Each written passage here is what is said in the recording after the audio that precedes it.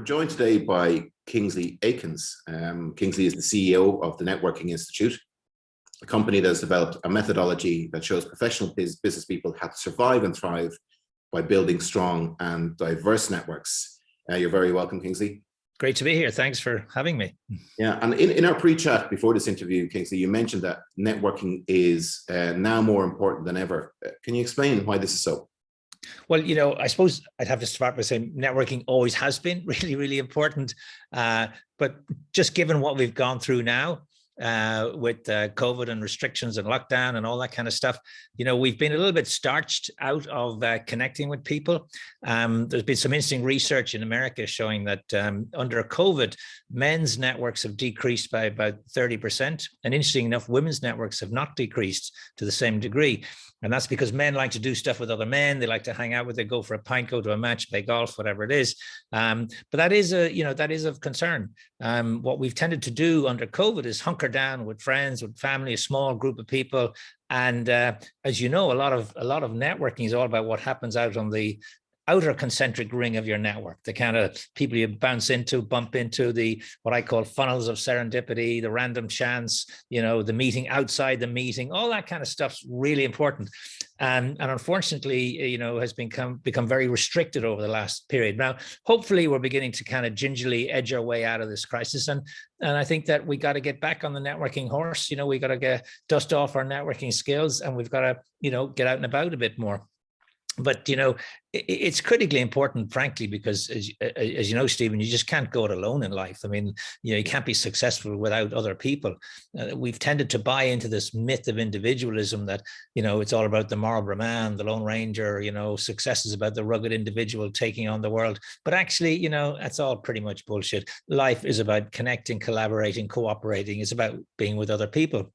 And networking is the way to getting and achieving a lot of good, solid business things like, getting sales and finding staff and attracting investors, all that kind of stuff. I took a particular interest in it for two reasons. Firstly, because I lived and worked in 6 countries around the world, and I realized that to survive and thrive, I needed to build a strong and diverse network. I mean, that to me was fundamentally important.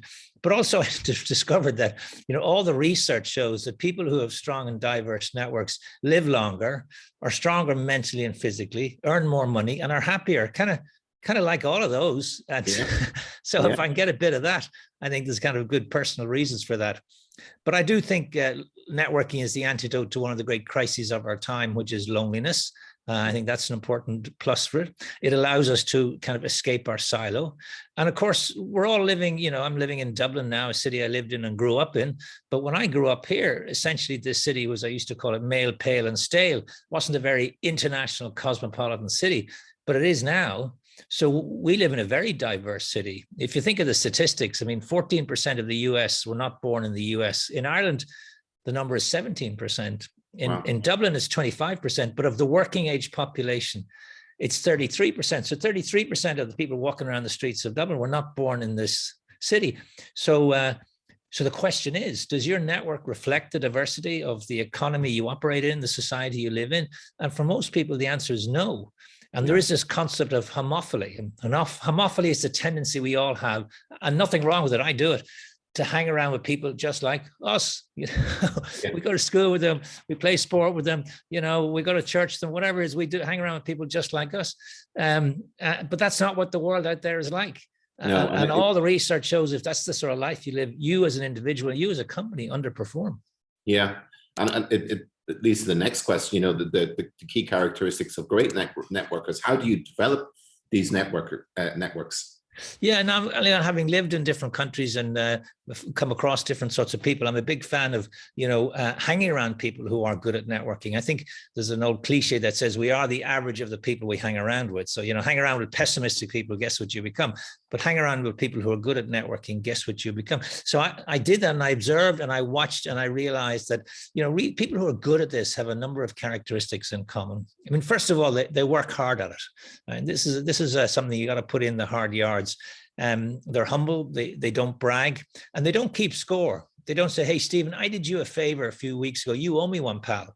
Now, they don't kind of think like that. In fact, they think like farmers who plants a seed, waters, nurtures, and just knows that there's going to be a harvest sort of later in the year. And they know that their network is a kind of a living, breathing thing. And if you don't look after it, it'll wither and it'll die. And they realize the way to people they don't know is through people they do know. And they're curious. They listen, they ask great questions. They're people that understand the difference between formal knowledge and informal information. And so formal information, you can read it, you can Google it, you can look at reports, but informal information, that comes from your network. And that's tips, suggestions, advice, gossip, all that kind of stuff, which goes towards helping you kind of make a decision. Yeah. And I think great networkers are also, they're high tech. They understand the power of technology, which is really quite remarkable now, but they're also something else. They're high touch and they get that balance right. And I think we're living in a world where we're veering very much towards just tech, and people are missing out, if you like, on the power of that interpersonal connectivity, and I think we're all social animals. We like to be with people. I mean, one of the great phrases in this world of that I'm in of networking was by Dale Carnegie many years ago, when he said that people do business with people they like and trust. I'm not sure that that's changed all that much. Yeah. And so I'm a big fan of it. Yeah, and you have mentioned that your precise 4-step process to networking. Can you explain more? Well, I think you have to back off a little bit and kind of ask yourself a question. It's kind of the brutal question about networking, which is, is my network good enough for where I want to be in the next few years?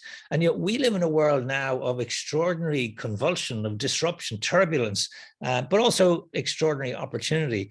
But one of the things that's going to shift and change is huge swathes of management are going to be out of a job. McKinsey put a report out a few weeks ago saying that in 8 major economies in the world, 100 million people will have to switch occupation. So it's going to be beholden on all of us, to build our networks, because that's how you're going to get your next job. So that's really important stuff. And I think asking yourself that question, is my network good enough? The only way you can actually find out if you have how good your network is to audit your network. Yeah. And that's a very precise exercise. That's about actually printing off your network and looking at it. And you'll realize a few things. First of all, we can all tidy up and clean up our network, get rid of redundant entries. I don't need the takeaway in Sydney where I used to live, or the dry cleaners in Boston. I don't need all that stuff. So you can actually, we sometimes say, prune your network and watch it grow. So I think that's a good exercise to do. The second thing is you realize that you've got some real gaps in your network. You might know nobody in law or aviation, finance, or tourism, whatever it is, or maybe in a geographical location. So you can spot the gaps and you can work to kind of fill those gaps. And then the third thing you realize when you audit your network, you realize that you had some great connections in the past, really good, strong relationships in the past, and you've just lost touch and nothing's happened. You haven't had a row or a fight or a dispute. It's just life gets in the way. I mean, we're all busy being busy. So, you've lost touch. So what I did during the 18, 20 months of COVID, I've been every week ringing just one person, looking back in my database and connecting with one person. So I've connected with 50, 60 people now. Wow. And it's been wonderful just picking up where I left off with these people. Yeah. And I think that's a really useful thing to do. What was the reaction like when you picked up the phone? Were they surprised to hear from you, or were they? Yeah. Surprised plus delighted, frankly. Because, people don't, the telephone is the world's greatest single marketing tool that's ever been invented. And much as I love what we're doing today at Zoom, etc., the thing about the telephone, you're concentrating on what you're hearing and what you're listening to and the voice, not the other stuff that's going on around about. Yeah, absolutely. And, you mentioned restrictions there, and we're emerging from some of them. What do you think the networking world is going to look like in the next year or so? Well, I think, like everything about COVID, there's pluses and there's huge minuses, but there's some pluses. I mean, the first thing of all is that just what we're doing today, we probably wouldn't have done pre-COVID. And you can connect with anybody anywhere in the world, and frankly, for free. And in my business, I don't know about you, Stephen, but in my business, free is a very compelling price point. So I've always found it quite an interesting price point to be at. So I think, firstly, we're not geographically restricted. We can connect with anybody in the world, which is incredible. I mean, secondly, people are available. You know, I'm always getting people saying, are you around next week? Of course I'm around next week. I can't go anywhere. So, you know, so people are available. Also, particularly because of one company, LinkedIn, you can find out an enormous amount of information about people. So now people are available. You can find out a lot about them. You can connect them virtually for free. So I think that the opportunity that's been given to us for drastic reasons is that ability to create an entirely new tribe of connections, supporters, people anywhere in the world. And I'm hoping that, I'm not going to say when we go back, because don't think we're going to go back. We're going to go on to a different way of living, working, learning, holidaying. I think when we go on, hopefully we'll have this whole new tribe of connections in our network that we've just developed over the last 18 months, and our existing network of more traditional people that we've met and spent time with. So I see some pluses in that. Yeah. And do you think people have a kind of an innate fear or insecurity when they're contacting somebody, you know, out of the blue to connect with? Is that exaggerated in their minds? No, look, I think it's fair enough. Look, I'm a fan of networking, of course, but I have to say, Steve, most people hate it. I mean, it conjures up images of sleazy individuals late at night, flicking out business cards, you know, late at night in a pub, you know. I mean, you wake up in the morning, you find Stephen Conway's business card in the turn up of your trousers. Where did that come from? What's going on here? And I think it does have this notion of being slightly sleazy and insincere and inauthentic, and dare I say it, a little bit dirty. So that's a challenge for the whole concept of networking. Interestingly enough, I think there's a difference between the noun network, and the verb networking. I think the noun sounds okay. To say I have a strong network, that sounds pretty positive and pretty good. But networking as a verb, no, that sounds really kind of pretty dodgy. I think another problem is that companies don't have strategies for networking. Yes. I think a really big problem is that it's not taught at school or college. You know, you're taught all sorts of stuff at school and college, but you're not taught networking. Yeah. And yet, when you think about it, progress in school and university all depends on a metric, a grade, a score. That's how you're judged. That's how you progress. That's how you move on. And there's nothing wrong with that. But then when you get into the real world of business, there's a whole series of other things that really matter. Things like empathy and attitude and compassion and humor and all these soft sort of skills that you haven't been taught. So I think that's another kind of challenge in this thing. But I also think we mix up networking and sociability. We think the most sociable person is by definition the best networker. And here's what I believe, and many people are slightly surprised when I say this, but introverts can be better at networking than extroverts. And the reason is they do it with decency and authenticity and integrity. They ask questions and they listen. Whereas the extrovert basically is trying to wow you with something about themselves. They're looking over your shoulder to find somebody more interesting to talk to. You know, they spread their kind of social capital over a vast mass of people, whereas introverts are very different. So I think that that's quite encouraging when people hear that. Yeah, I think so too, and I absolutely agree. You want to meet the person. I suppose you want to be the person that you want to meet as well, don't you? Totally, and I think that there was a book written in the UK by a guy called Andy Lapata, and he talks about the 3 greatest fears in life. And the third fear, and this is a bit of research he did, the third fear was actually death. The second fear was walking into a room where you know nobody. And look, we all hate that. It's all very uncomfortable. And as you probably know, the greatest fear in life is public speaking. So, it's kind of fascinating when you see, networking up there as one of the great fears of life, because nobody likes that, to walk into a big room where everybody seems to be having a great time with each other and you don't know anybody. So you just have to get over some of those things, and you have to find ways and ruses, if you like, to make yourself comfortable doing that. Yeah, you need a strategy, don't you? You need this, I'm going to follow this pattern and I'm going to stick to it, and it's going to get me results. Yeah, look, I think you can set yourself some little mini goals. You can certainly do some research in advance before you go to an event. You certainly now, because of this connectivity, I mean, I got somebody connected with me yesterday on LinkedIn and said they'd like to link up and they'd connect, and they read my profile in there.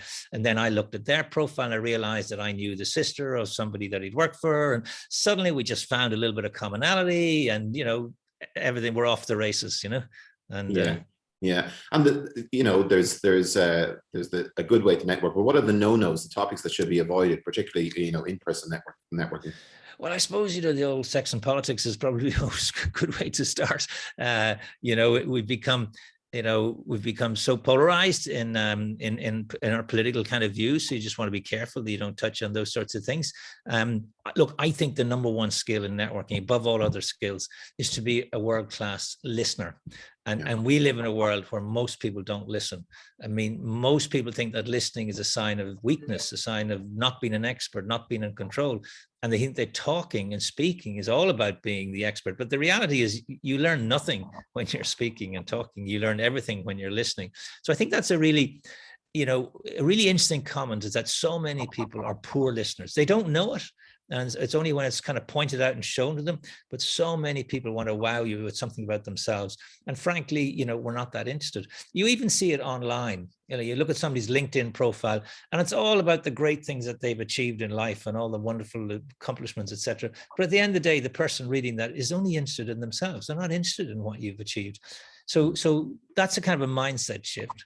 And then the other skill, I think, which I particularly like this one, I mentioned earlier, funnels of serendipity, random chance, luck. I mean, if you connect the dots in your career going backwards, and why you took up a certain sport, why you met your partner in life, why you joined some company, very often luck and serendipity play a role. But the bigger question is, can you make luck happen for you? Is luck something like just purely randomness, like winning the lottery or a bolt of lightning from the blue? Or is luck, as I would believe, more like a little gentle wind that's always at your back, and that you can catch it, and that you can make luck happen for you? But I tell you where it doesn't happen. It doesn't happen lying in bed. It doesn't happen sitting at your desk. It happens when you're out and about, when you're in motion, when you speak to strangers. That's an important one. When you put your talents on display, when you get opportunities to promote your own personal image and brand, when you get a chance to speak publicly, I believe online, I use the line, now is the time to shine online, and that online should be all about serving, not selling. It should be about giving, not getting. And when you kind of take that nearly philosophical approach to the whole thing, guess what? It comes back to you in spades. Yeah, absolutely. I mean, people are rightly or wrongly a little bit nervous as we emerge, and a little bit more timid. Have you noticed a change in people's characteristics because of the lockdowns? Yeah, look, I think you have to be sensitive to people in terms of social distancing, in terms of shaking hands and all those sorts of things. And I think we will, as I said, I used the word gingerly. I think we'll gingerly, recommit. But I think also we'll race back fairly quickly. When you think back like a century ago, I mean, the most awful thing happening in the world at the end of the First World War was Spanish flu. So Spanish flu killed 50 million people in the world, 500 million infected. In Ireland, 23,000 people died of Spanish flu. But Spanish flu in that awful period was followed by the most extraordinary period in history of creativity, innovation, and it was driven by two things. It was driven by technology and pent-up capital. And here again, we have pent-up capital. We have extraordinary surges in technology going on. I think, just watching listening to the UN climate report in the last few days, I mean, this could be the great driver of the next revolution in our economies, is an embracement of a really massive, environmental policies globally. And I think that we also have that pent-up capital there. So I'd be quite optimistic that when we shake off this thing, there's going to be such a demand to go back on holidays, to go to sports events, to eat out. I think we'll see an enormous surge, because we've been locked up for quite a while now. Yeah, and I like that optimism. Finally, Kingsley, do you think there's a generational difference in terms of confidence? Is it fair to say that maybe younger people the digital natives, those who live on their smartphones and network through their social networks, find in-person networking more difficult than, say, the older generation who grew up before the internet? I think that's fair, and I have to be careful that I don't come across as a Luddite, as an old dog on the hill. I've 3 of them upstairs here, and but they do connect in a different way. Yeah. So they talk rather than speak, if you know what I mean. So they'll talk electronically rather than speak interpersonally. They're loath to pick up the telephone. They're loath to do a lot of these things, and I think that that's going to have to be, as they motor through their careers, they'll have to acquire those softer skills.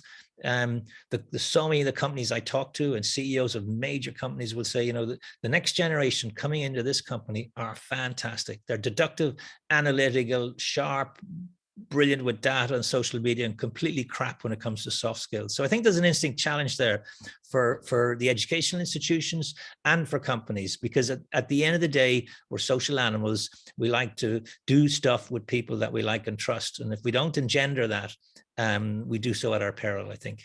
Yeah, Kingsley, it was great speaking with you today. Thanks so much. Thank you, Stephen. Best of luck.